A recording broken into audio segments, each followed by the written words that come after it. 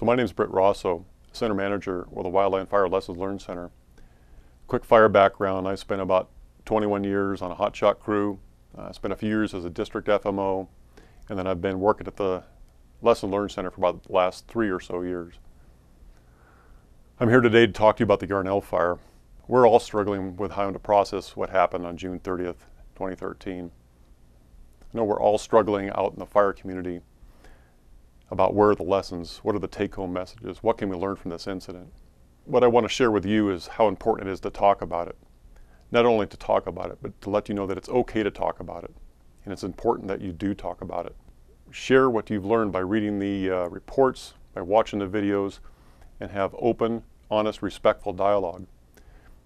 Be willing to listen to other people's opinions and have that respectful dialogue with your fellow firefighters. By having this dialogue, by facilitating these conversations about Yarnell, this is where the learning is going to happen, is with you and your brothers and sisters out there in the field. This is the 20th anniversary of South Canyon.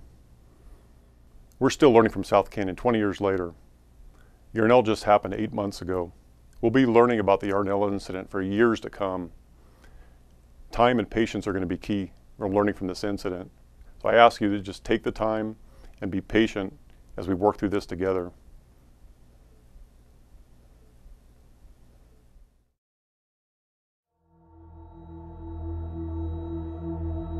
There's a problem that the nation needs to look at trying to solve. Fires are getting bigger and more extreme.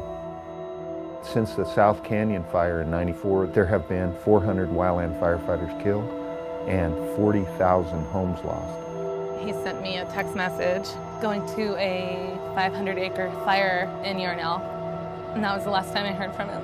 Contact Granite Mountain 7! Is Granite Mountain still in there? I could just see all these wives just crying. Your escape route has been cut off. We are preparing a deployment site. I found out that people that I loved died.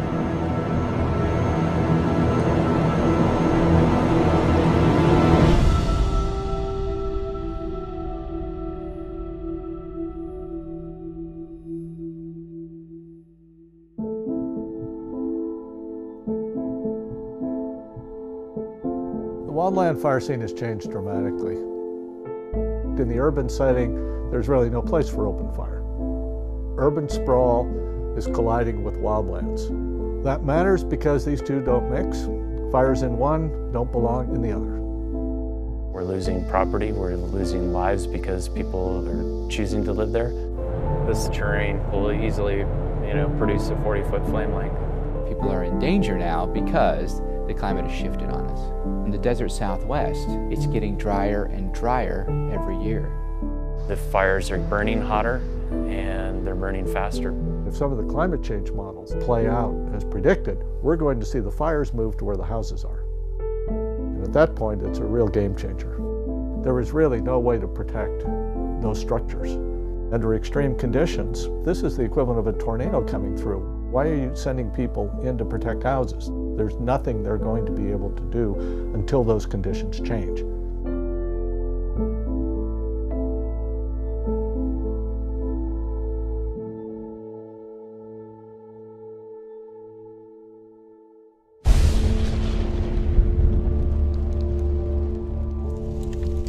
The Yarnell Hill fire started by a lightning strike high up on a mountain desert ridge.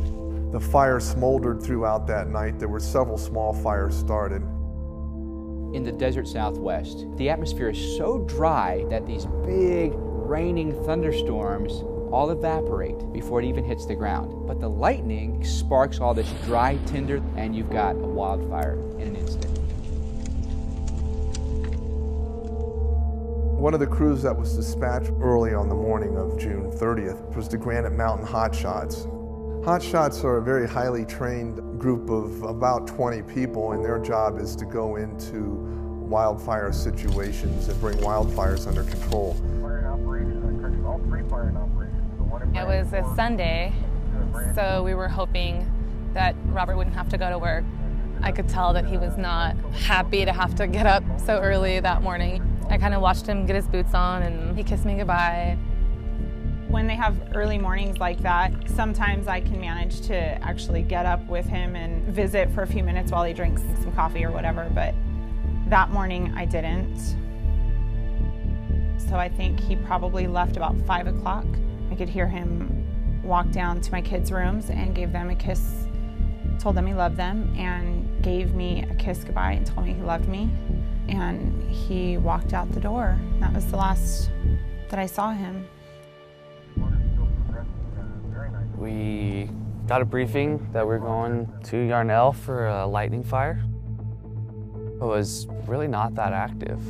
It was kind of just skunking around. If anything, I thought, oh, he's going to be home early tonight. It's a local fire. It's a little fire. It's not a big deal, you know. We had started hiking in, and it was hot. It was 10 o'clock, and I was sweating hard. Different than normal. We dug line, did some saw work in there. Hotshots don't typically carry water hoses. They're not going out there and putting the fire out in the sense that a fire department would put the fire out at a house. They carry different types of hand tools to clear shrubs or trees or brush and create open spaces that can help stop the progress of a fire. Came around, met back up with Eric, and that's when he asked me to be the lookout. We had seen a point down low where I could really get some good eyes on it and had a good way out, good safety zone for if anything were to turn south that day. I could see the fire and see what it was doing, and it was just really progressing away from us. The fire was over in this hill over here. Sonny and Joy are local residents in the Yarnell area who happened to be hiking that afternoon before Granite Mountain Hotshots even arrived. So we just did our climb up the hilltop of Yarnell, and we finally did find the fire, and we saw a lead fire crew. We weren't too concerned about it early on because the fire wasn't that bad. About 3 hours into my lookout position is when the weather came over the radio. He tells me the wind shift we're gonna get.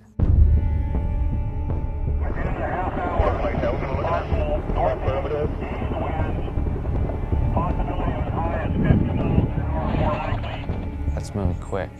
43-mile-per-hour wind gusts coming from the complete opposite direction. Now the flames are coming right for them. I could feel the breeze coming that way, and that was scary because if you watched the fire going up that mountain, it was doing 30 and 40-foot waves of fire, kind of like tornadoes, a tsunami and roll, rolls. you know? For me, that was kind of alarming. When that wind shifted, their concern had turned to me because of my proximity to the fire. Maybe I ought to pick you up.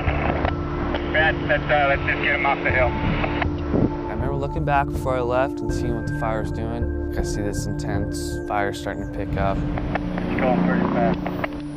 Yeah, it is. It went from like a white, calm smoke to like a black smoke. Black usually means it's burning pretty intense. It was a full-fledged wildfire. It was no longer human containable as far as I was concerned. I'm moving pretty quick. I get a hold of Steve and Eric and I let them know, hey, at the vehicle, I'll see you soon. At about 3:30 in the afternoon, the Granite Mountain Hotshots are located in a safety zone high up on a ridge overlooking the town of Yarnell. And it was a safety zone because it's an area where the fire had already burned through. That's called being in the black. One of the operations supervisors radios the Granite Mountain Hotshot crew leaders and asks the crew whether they could deploy resources down to Yarnell. The Granite Mountain Hotshot crew leader responds and says, no, we're staying here, we got good black, we're not moving anywhere. But the videotape captures a conversation about the comfort level about some sort of action that's getting ready to take place. Oh, I was just saying I knew this was coming when I called you and asked her what your comfort level was. I could just feel it, you know. Moments later, the Hotshot crew decides to leave the safety zone and move down into what is clearly a very dangerous situation. Why would they change their mind? Well, that's the big question that I think a lot of people are going to be debating for years to come.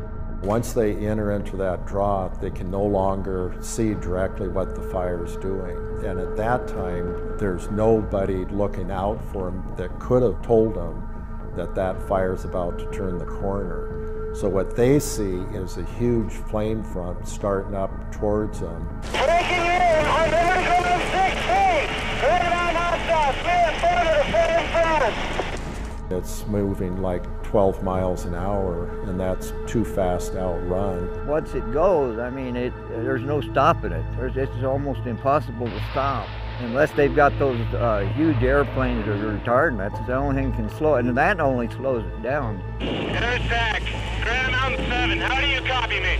The division soup is trying to bring a huge aircraft to drop some retardant someplace close to his crew.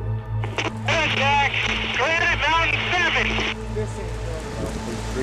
The Hotshots are cut off. Well, the question is, where's the crew at? Is Granite Mountain still in there? Oh, they're in there. The ops people want to drop, but they're saying they don't know where the crew is. Division Alpha Bravo 33, I need you to pay attention and tell me when you hear the aircraft, okay? Because it's going to be a little tough for us to see you. I hear saws moving, that's not good. You could hear saws in the background, so they're starting to saw out some brush to clear an area to deploy their fire shelters. Okay, Grand Mountain 7 sounds like they got some trouble. Go ahead and get that, just trying to get you on the radio. Let's go ahead and see what we got going on. Okay, I'm here with Grand Mountain Hotshots. Their escape route has been cut off. We are preparing a deployment site, and we are burning out around ourselves in the brush. And I'll give you a call when we are under the shelters. Okay, copy that. Fire shelters can withstand radiant heat, but if the flame touches the shelters, it'll melt a hole in it and expose the firefighters to intense heat. If a wildfire fighter has to start to consider deploying a shelter, it's a situation where things have really gotten out of control. The fact that they had to do that obviously was a serious situation and took my awareness to what was happening to a new level. One of the operations chiefs told me, "Did you hear what happened?" Granite Mountain deployed. I had pretty much pulled myself out, was just listening and praying for their safety at that point in time.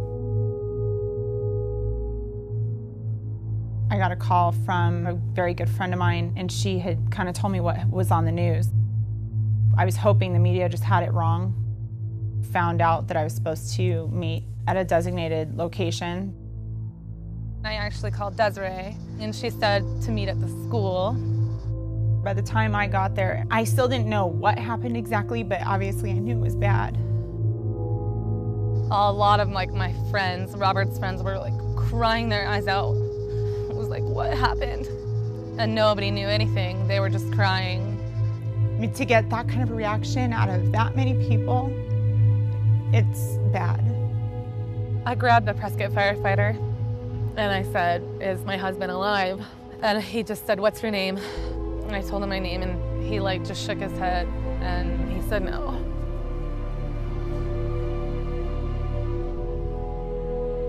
The original report was 18 had perished, and then a few minutes later they confirmed that there were 19.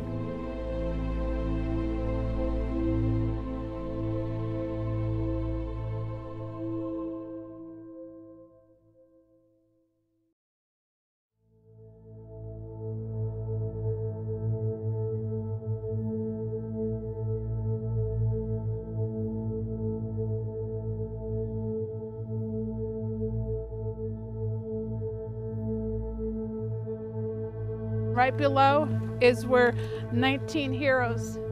Yeah, the fence off the side is where they passed away. Where the white is down there.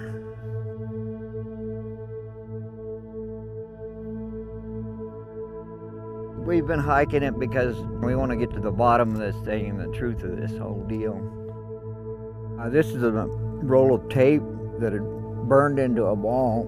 It was probably a remnant roll. Kind of sad that they didn't get a hold of this fire early on. That's, my opinion about the thing. The mystery of what happened hinges on why the crew left the ridge in a burned area and went down into a box canyon filled with boulders and brush. What they hoped to achieve, why they abandoned many of the sort of fundamental tactics that are taught, I don't know why. And none of the investigative reports have come up with an explanation yet. Nature doesn't care about this. Fire is just going to do whatever its circumstances allow. The way you control fire is by controlling what is out there. So we're going to have a lot more fire in the landscape, unless you take control of the landscape itself. My kids are 3 and 4, so I didn't want to give a lot of detail. They don't need it. I told them that Daddy had an accident at work and that he was in heaven and was not able to come home.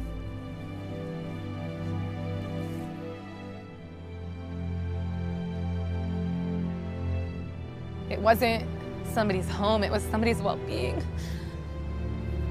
that he would have been willing to die for. He would have done anything so that somebody wouldn't have to go through pain like that, you know. He was a very remarkable human being, the most I've ever met in my life. And you would have probably thought so too. These men changed my life for the better, for the best. Their goal was to make me and everyone on that crew and everyone they surrounded themselves with the best person they could be, inside and outside of work. You know that saying, time flies when you're having fun? Well, I really look forward to the day that I get to be in heaven with my husband. But if I don't have fun, it's gonna be a long time. So if we all have as much fun as we can and try to live good lives, then I'll get to heaven and I'll get to be with my husband again. We can't rest on our laurels anymore. I mean, we've gotten to a point where these events are becoming so extreme. It's a call to action. This is an unprecedented loss in wildfire fighting, 19 people. Unless we get a better handle on how fire crews are going to operate in these very, very dangerous situations, this scenario could happen again. Do you see this getting worse?